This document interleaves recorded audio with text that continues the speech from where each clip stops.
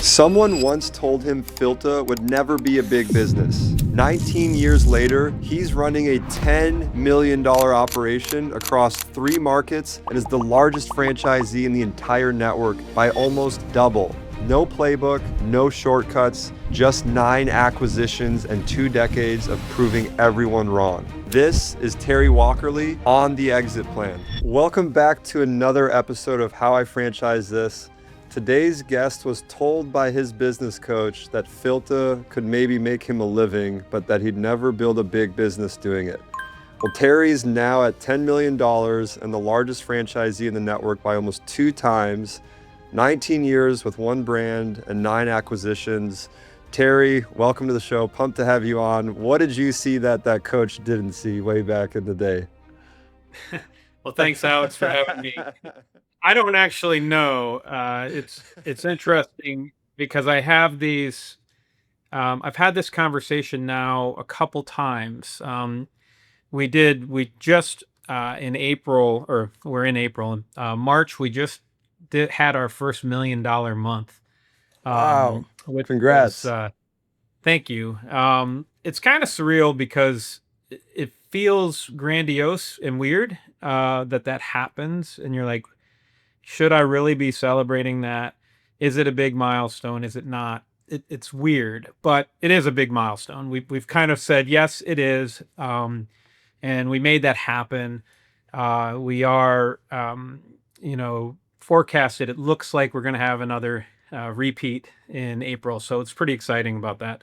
Let's And go. and so that kind of prompted this whole thought that when I was looking at Filta, is this going to be a big business, or can I make this a big business? And my coach was not really saying like, you can't do it, Terry. It was just more like the business, like this business model at the time, um, maybe wasn't going to get there. And Mhm. and so, I think the thing that again, my process, or the way that I thought about the business initially, was I thought it was a really good idea. And I thought that I had some fits and starts because I thought maybe I was really interested in getting at the oil, because I wouldn't wanted that oil to be converted into biodiesel. So that's kind of how I found it. Wait, and for But the then, audience, quick, what does Filta do again? Sorry, I just realized we oh, didn't cover that. so Filta provides filtering and cleaning services to restaurants, food service operators. We do fresh oil sales that you cook in, clean and maintain and filter that oil and the deep fryers, so that the oil will last longer. Then we take the waste oil away, and then that waste oil gets sold into the market. For the most part, it's getting sold into the biodiesel fuel market. Okay. So there's people that are feeds buying this as a feedstock. They manufacture it, they make fuel, and then it gets blended into the diesel market. And then we've recently added a filter, deep cleaning service. So we do ceilings, walls, floors, deep cleaning of kitchen equipment. Um, so pretty much everything in the back of the house, in You a do s- restaurant or a you do food service something with operation. walk-in freezers too, right? We do. We have 2 other smaller products. So we have it's a humidification type system, that goes into a walk-in freezer, and it takes moisture, and it helps eliminate mold, that grows in the walk-ins. Keeps, a lot of times walk-ins will have moisture on the floor or around, so that helps eliminate um, those problems. And then we do some drains. So we have a Hmm. product that goes into drains. Typically, I mean, everybody's been in a bar where you're sitting at the bar and you see your fruit flies flying around. Those guys are pretty hard to get away. So we have a product that go in and clean the drains, and then helps keep those fruit flies at bay. So those are really The core business is our oil, selling oil, filtering, cleaning, deep fryers, taking the waste away.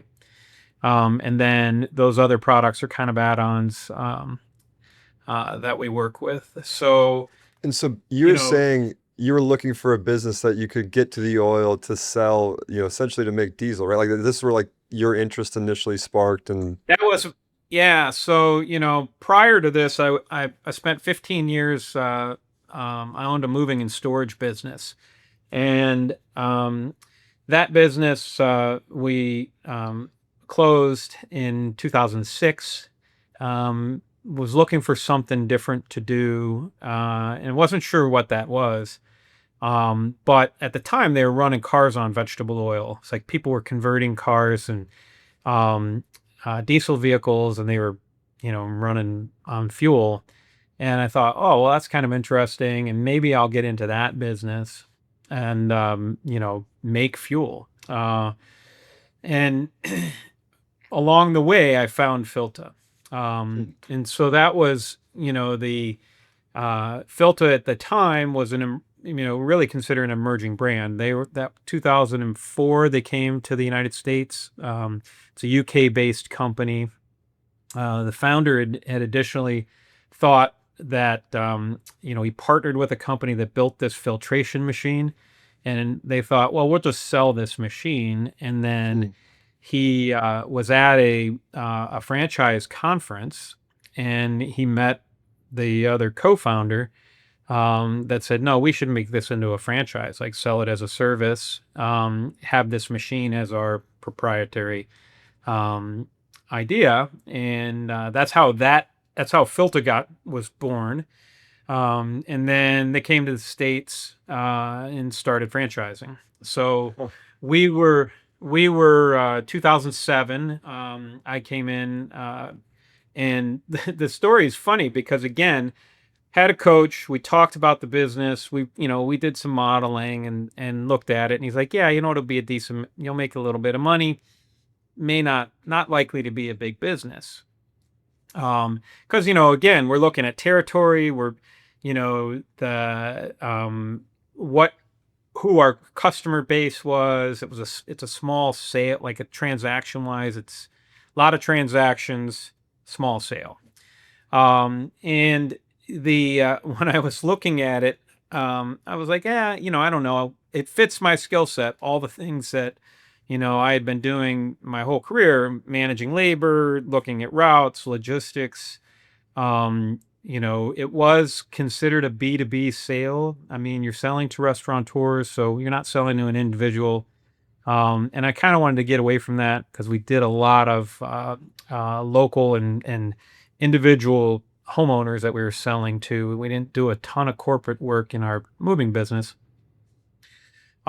So there was a lot of things that kind of checked those boxes. And um, so that was really what said, okay, I can do this. And I think I can make a decent living at it and grow it. Um, and I think the final decision was, I'm sitting and evaluating options. I'm having coffee at the coffee shop, reading the newspaper, and I'd always read the classifieds in the moving business because that would tell you who's hiring, and then so you get leads and see companies that are hiring people or moving people in. And the business opportunities section in the paper, there was a Filta franchisee for sale. And I was like, what in the heck? So I'm like, I was in Florida at the Discovery Day, and they had told me that the territory that I live in, so where I live in Cleveland, it was broken up into three territories. And the west side, the northwestern part of the county was sold, and that's where I live. And it was this guy. So I pick up the phone, I call the number, and I'm like, hey, I was just in Florida, blah, blah, blah. I thought you guys had been in the business for a while. And he said, no, we just bought it. We just opened like 2 months ago. And this is not what we signed up for. He said, Huh. so we got to get out. And I was like, oh, really? I said, well, I was going to buy the other territories. So let's talk. And I ended up buying his business because I was like, well, that it seems like that's what it's supposed to be, right? He had a couple of accounts, and so that was the start of it, and I just from there, started. Uh, I spent the first 6 or 8 months on the truck, learning the business, doing the work, just so I understood what was going on and how it was. I had a handful of franchisees that I knew that were in the market, or that were in, there was Ohio actually was interesting. There was 3 or 4 guys. There was a guy in Dayton and in Columbus, and then there was a guy in Kentucky.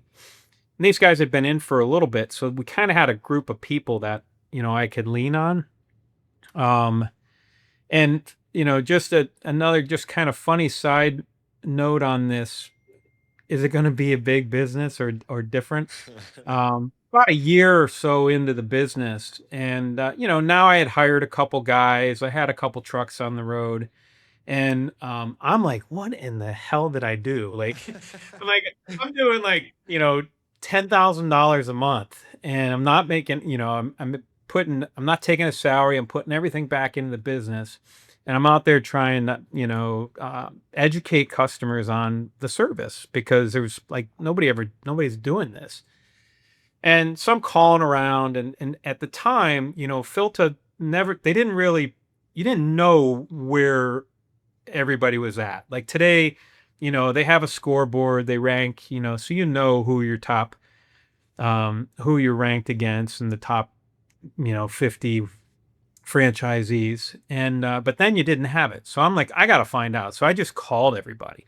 Like I was calling people that I had heard that had been in the system longer than me, and I was asking. And so I heard this guy in San Francisco, like he was the top guy at the time. And so I call him up on the phone, and his name was Julian Yates. And I'm like, hey, Julian, I said, I'm Terry. I've been in the business for about a year, and I'm really trying to figure out, like, is this good revenue or bad? Like, where am I at? Like, am I on track? And again, I'm doing like 10 to 12 grand a month or something. And he says, oh, he says, well, I'm only doing about 8 grand a month. And at that point, I'm like, oh shit. What did I get? Brett was right. What did I get myself into? But as time progressed, I mean, obviously things continued to grow. Just kind of kept my head down, and believed that it was going to build. And every van that I put on, every next person, and those first probably 5 years were really hustling to get customers, develop the national brands that Filta had put in some agreements with some of the national food service vendors, and so we were able to have kind of a license to sell into these organizations. And then really, even then, it wasn't much scale, but it was, you started to have 4 or 5 technicians. There was some sales coming in, starting to build some systems, and then we were talking about selling fresh oil to the customers in bulk. And so Filta and I worked on that system together, and built a delivery system to sell in bulk. So his first probably 5 to 7 years really was a lot of like them figuring out, what other things can we add on, what other services and products. Hmm. I happened to be the guinea pig, because we were moving along and growing, and I raised my hand a lot to say, yeah, I'm in to try to figure this out. Um, and one of the things that I learned from that is, I learned a couple things, but one, there is an advantage, obviously, to being in the good graces of the franchisor, right, and having a good relationship, even though oftentimes you don't agree with everything that they're doing, Yeah. or how it's going. Like it's, you know, everybody complains about their royalty and, or what the franchisor is doing for you. But in the same token, there's a I think there's a real advantage to playing nice, and then also um, uh, working together. Not that I got anything really from, I don't think I didn't even have any special favors, but I think that long term has developed and grown into a good relationship for us. Well, Um, and then, and I was gonna say, go ahead. sorry, something else you'd said earlier too. I'm curious about. So you'd bought the territory rights to one location, and then out of the gate you do an acquisition. You're like, all right, I'm doing this, and you've proceeded to do 8 since then. For those listening, how do you go about doing something like that? I mean, at that point, you're buying a few customers, maybe in a truck. Do you value the business based on the hard assets of the vehicle, or is it on a multiple of revenue, or is each deal a little bit different?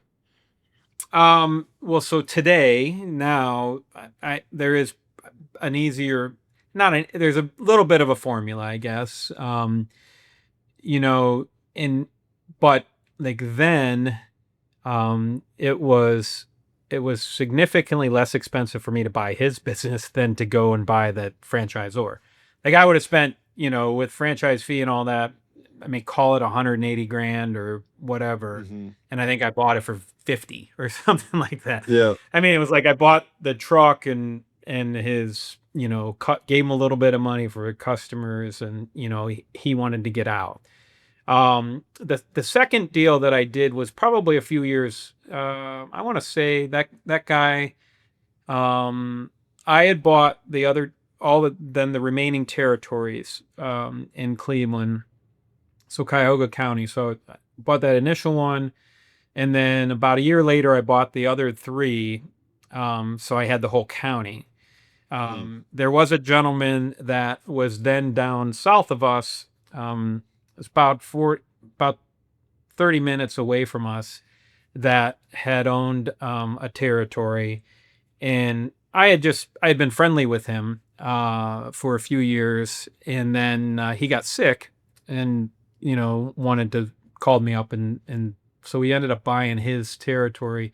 And again, that we valued really pretty much on, he had a van, he had some customer base. I think I probably paid him what he was doing in annual, or in in annual revenue, like one times revenue, I think at that time. Now today, um most of the deals we look at, because it's, again, they're small. They're not like our biggest deal has been around 600,000 in revenue. So a handful of a handful of vans and technicians. Um, you know, so and those deals have been that, you really can't look at like seller's discretionary earnings or an EBITDA or Mm. anything, because like most people don't have run very good financials. So the way that I looked at them, all these deals has really been kind of like, what can we do in the market? What am I really willing to pay for it? And then recognizing like what needs to happen, because almost every deal I've gone into, I've had to replace all the equipment. So like vans are, Interesting. you know, um, just because of I think it's been the kind of the nature of this business, where people just are they're some people have come in and they built a job for themselves. They add a few more vans. They then run equipment till it, and the wheels fall off. And it doesn't have any value at that point, because you're trying to sell that. So like I look at a deal and say, is this market, where can we go with this? They've all landed somewhere between 65% of revenue, is really kind of interesting. Like that's kind of been where it's at, 65 to 70, on the high end, around 75% of revenue, which would be about 3 times EBITDA if you were or 3 times SDE, however you wanted to look at that. And is the math for you on that, saying doing that versus starting over, if you're replacing the equipment especially, is really you want the customer list and the territory without, 20, 30, 40K franchise fee or whatever, it may be there. And that is that the math on it for you? Yeah, yeah. I mean, and again, like there's value if you have good technicians or a supervisor or a manager. Like we expanded into Buffalo last year. Have a super manager there. I mean, she's turned out to be a superstar. And we had to replace all the equipment. Like we put all new vans in there, and um, I think we put almost all new filtration equipment in there too. So we made an investment on top of the purchase price, but we're walking in there with $500,000 worth of revenue right off the bat. Mm-hmm. So um, it's that is you probably when I look at the math to start. I mean, like what you call a greenfield, right? If going to a market, and we have that, like we have rights to go into Rochester, so that'll be a different. We'll have to build it out. We'll have to add all the new equipment. We'll have to hire all the people. By the time you look at that, you're probably spending about half of what you would spend on that, um, you know, to to buy it if it was running at, a couple hundred to $500,000.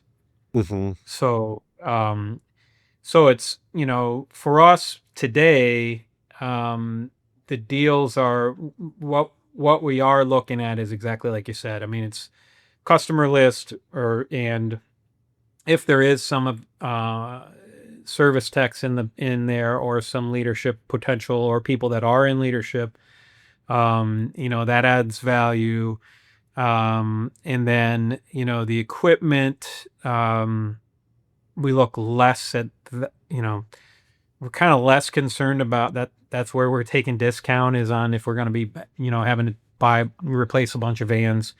And then also if they have a depot already built out. So, because like again, Buffalo was a location we had to move and kind of rebuild out so we had a lot more expense there than what we would have thought. But on the same token, that was a good deal. When we went into Pittsburgh, those were markets that I bought from two individual operators. They were running the business themselves. It was a little challenging because, again, they're like, hey, I'm making $150,000 a year, but you're doing all the work, right? So if you're the one that does all the work, there's no value technically in the business. So you have to kind of look at it and say, what's it worth to me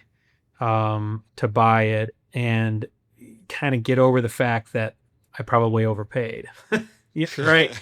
You're just, it's, I think that there's a huge advantage as a franchisee to buy from existing franchisees Mm-hmm. because they do want to work with somebody that they know and they trust or have a relationship with.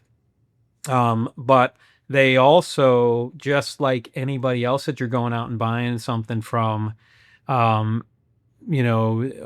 overvalues or think it has, much more value than it's worth. And, they want to, uh, kind of ride on your success. I'm like, well, yeah, just because I know that I can come in and, triple this overnight, like doesn't mean that Doesn't I mean have it's to pay worth you that. 3 times more. Yeah. So, Have there been deals, or opportunities within the Filta system that you've turned down? And if so, why did you turn them down? um, there hasn't been anything that I've turned down. there's been a couple deals that have not transpired. I had a deal up in Michigan that the we were at the finish line, and he just decided that he was going to keep it for a little longer. And there's I think we were priced fair, but there was he was trying to figure out how he was going to come out from under some of the debt, and it's that um, it's that walk away money that you have to decide on, right? You say, okay, if I'm going to sell the business, and what is it that I'm willing to walk away with in this sale? And when you're looking at price, and you got to obviously play into that factor that there's working capital and then there's your debt. So when you add all those in, and if your walk away money is not enough, then I mean, that's not my problem as the buyer. But I think that there's that's a challenge that people have. I've had two deals. I had a deal in Pittsburgh, the one deal in Pittsburgh, and a guy I bought in the he was in his location was actually in Akron, but he covered a territory east of there, and we had two fails on both. I mean, we came back to the table, but initially we were like, pretty far apart, and it was really had to do with that understanding of like, yeah, you got debt, you got to pay that, and that's a real, that's a real number that if you got to figure out, it's either going to come out of your proceeds, or you got to take it out of your checking account. Like it's one of the two. Mm-hmm. Um, so um, those are the only two that had, and the Pittsburgh deal came around, and even the Michigan deal, that'll come back around. I know it will. He and I have a good relationship, and so I think that there's for us, we've the acquisitions since COVID really kind of became a part of our growth strategy. I wouldn't say that our strategy is to, is just to do acquisitions, because we do have a lot of available opportunity in our existing markets, so that our organic growth is still a big part of what we're trying to accomplish to grow the business. But I think that the franchisor, I think there's value for them to have, I mean, the 80/20 rule certainly plays a factor in Filta franchise. That the majority of the revenues coming from the top 20% of the franchisees, and it's been that way since I started 19 years ago, and I don't see that ever changing. Even though they want to bring more people up, it's just, I mean, there's a reason that Pareto principle exists, and the so they want to make sure that I think they have a you know um, the franchisors probably do get concerned about people that are a franchisee that gets too big, or is but in the same token, like we've been able to perform, and we're a good franchisee. Like we follow the rules, we're compliant, we support the system, we're willing to help other franchisees, and I think all of that goodwill we've been building over the years. So so provides opportunities for us today to say, hey, if there's something going on, and we're paying attention. I'm not we haven't really looked out really far outside of our contiguous markets. So, we're now in Ohio, all of Ohio, Western Pennsylvania, and then kind of Western New York. So everything's really pretty connected within, you know, um, let's see, I want to say Buffalo's about three. Yeah, everything's about three. The furthest about 3.5 hours from our Cleveland location. Um, we haven't got on an airplane yet to go anywhere. Wow, that's nice. Well, you mentioned, early on too, you're just investing everything back into the business. I mean, really for the first 8 or 9 years you shared with me. And I'm curious, was your thought process there once you started to see, hey, there's this ability to keep, doing greenfield and adding acquisition and growing, I'm gonna put every dollar back in, or what were you, I guess, thinking at the time of every dollar back in, and was that an easy decision for you as you made it? I don't know that it was an easy decision. Some of it was like, some of it was, I mean, fortunately, my my wife is amazing and it's took care of us. Those years, took care of the family um, and got us going. So I had some ability to do that, to not have to pull a lot out of the business. But I think the biggest thing was really just thinking about, if I'm going to continue to grow this business, like I can't do it all by myself. Like I'm not, I need to have, and start to build that infrastructure in the business. So I've always been a proponent of hiring ahead. So really kind of looking at, what do I need? If I'm not the guy that's going to be out talking to the customer and selling and on the street, then I probably need to have somebody selling and on the street. And so there was a point that became true where I'm like, I can't continue to have my hands wrapped around operations and understanding the numbers and finance, and then be out there trying to prospect and sell every day.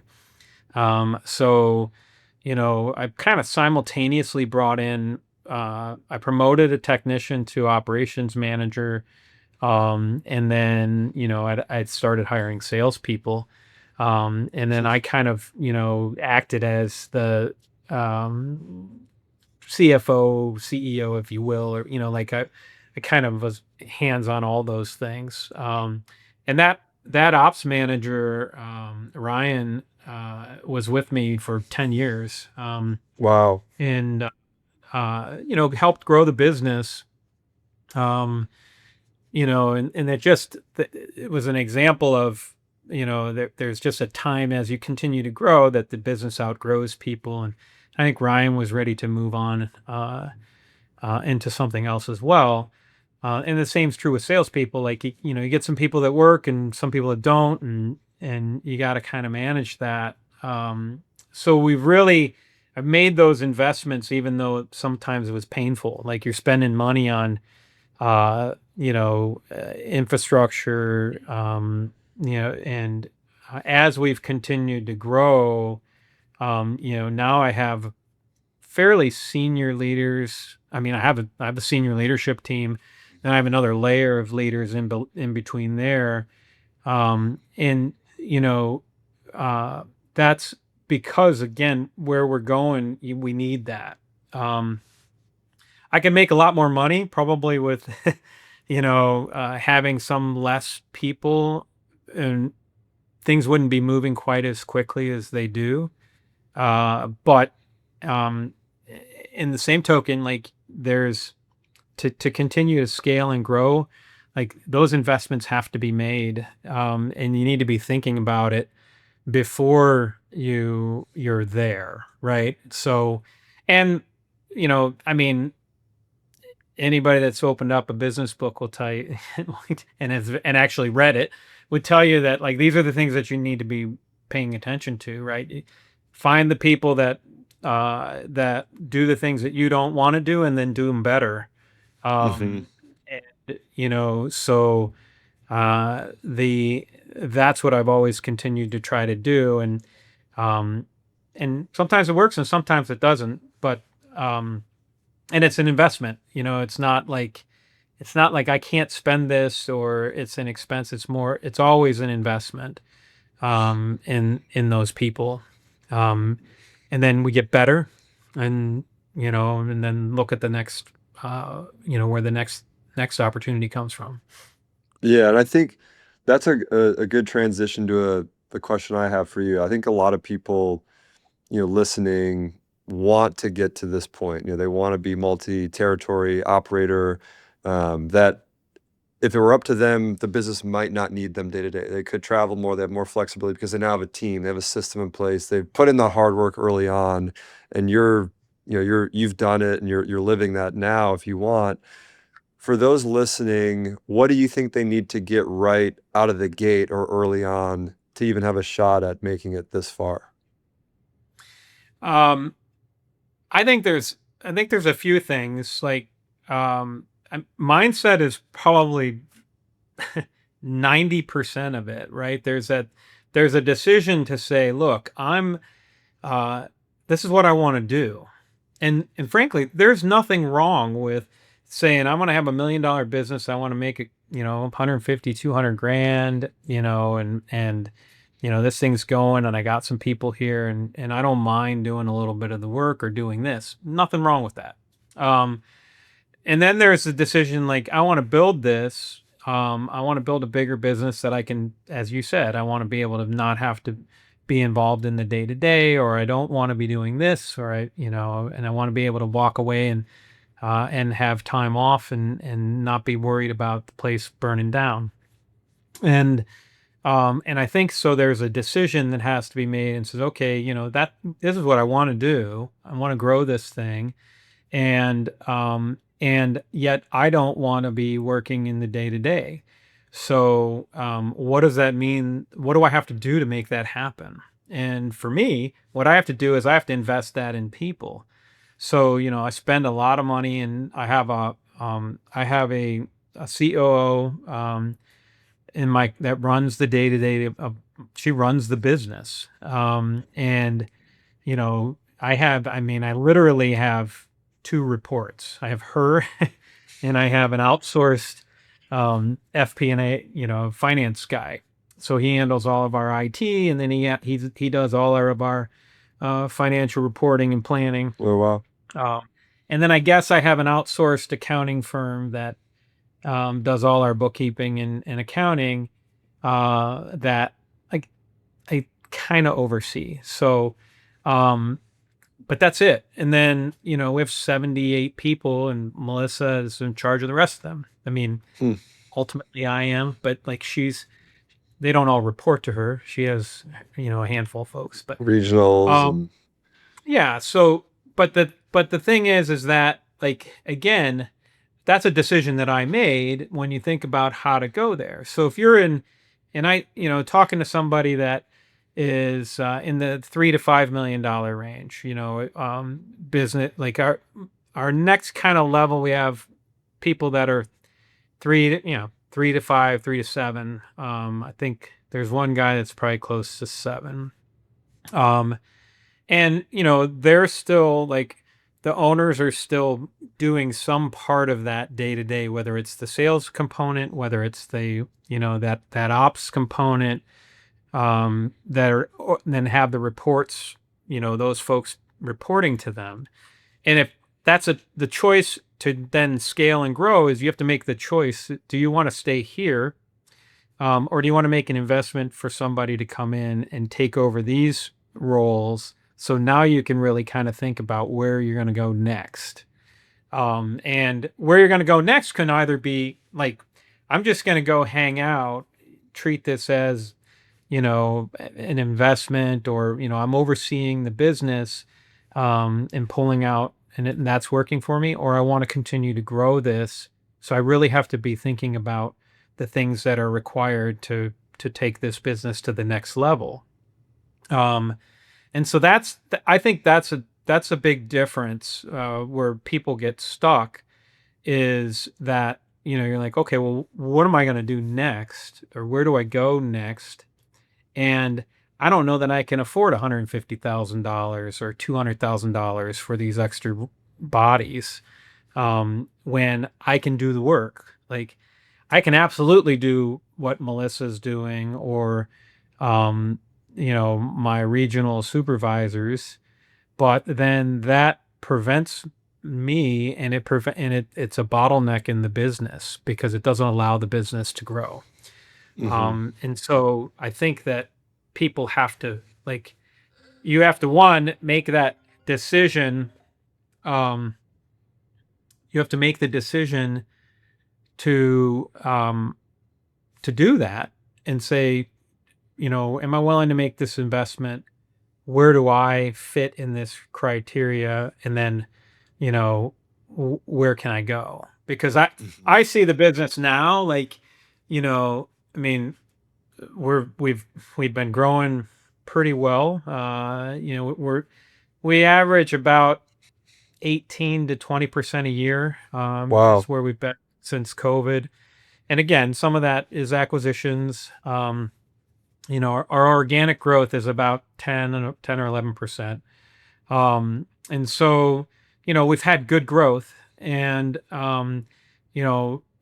but we've also made lots of infrastructure and people additions, that because as you grow and we've spread out, you have these extra layers, and we're still trying to figure that out and learn, like, what does that look like? How does that work? Hmm. When you have, you have supervisors on the field in 7 different locations, and then how do you manage this, this whole group, and who's in charge of that, uh bringing everybody together virtually, is something I think we've been good at because we've been virtual from day one, but it's also difficult as you continue to scale and have more people, because you really got to be focused on, where you want to go, and how you're gonna get there. Yeah.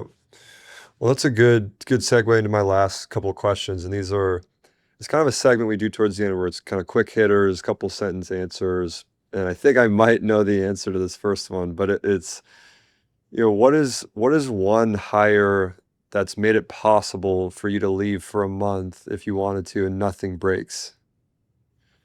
I mean, that was our operations, uh, really, but each time. So Ryan, there was a point that we got to where, I do that. I leave for the month of July, so I'm up to 8 weeks now. So There you um, go.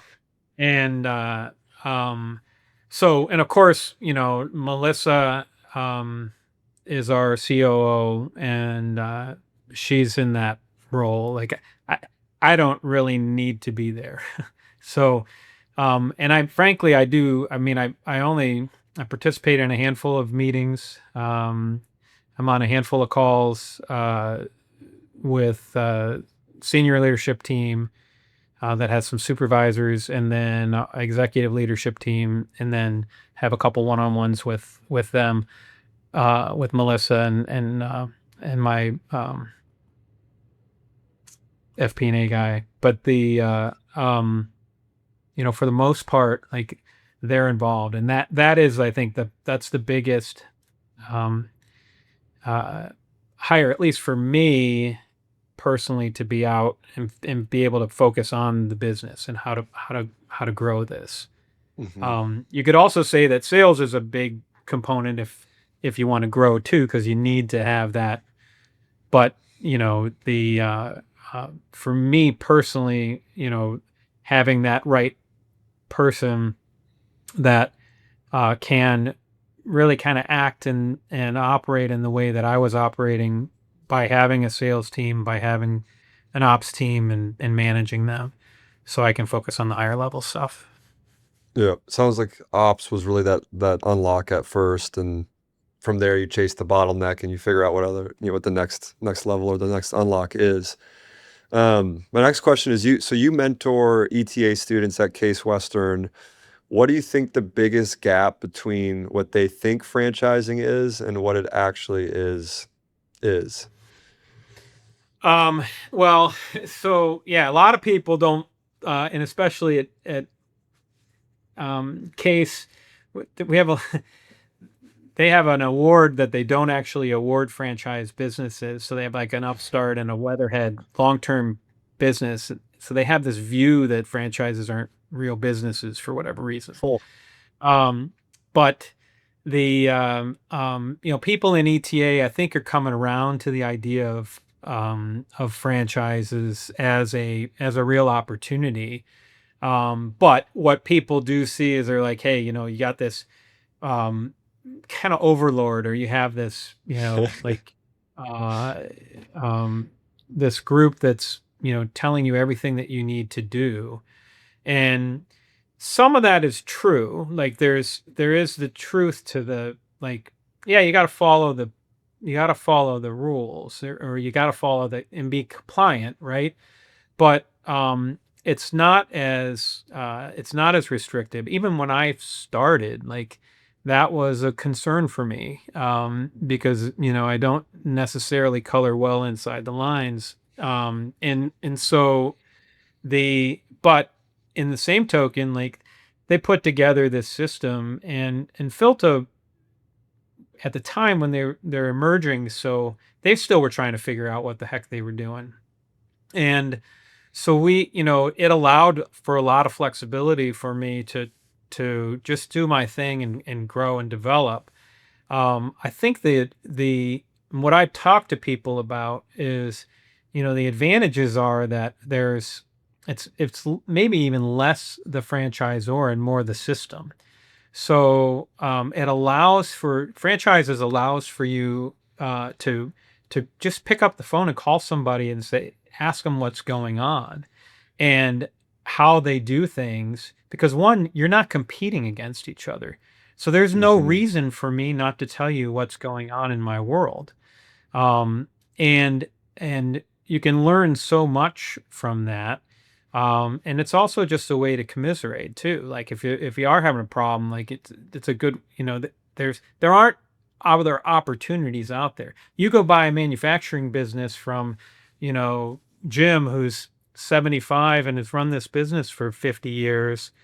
And he's competing with all these other, you don't have that opportunity, right? You have to create your own peer network, or you got to join other peer networks to get kind of that ability to talk to people about how things are going. Where franchising, um, that I think, that's been one of the big, um, taken advantage of that a lot from day one. Like, just calling people even before due diligence. I called a ton of people, and then once I got in, I was calling people, and I've had tried my hand a few times at creating some benchmarking groups, and so I have a group of people that we talk to, and but that's a huge benefit to the system.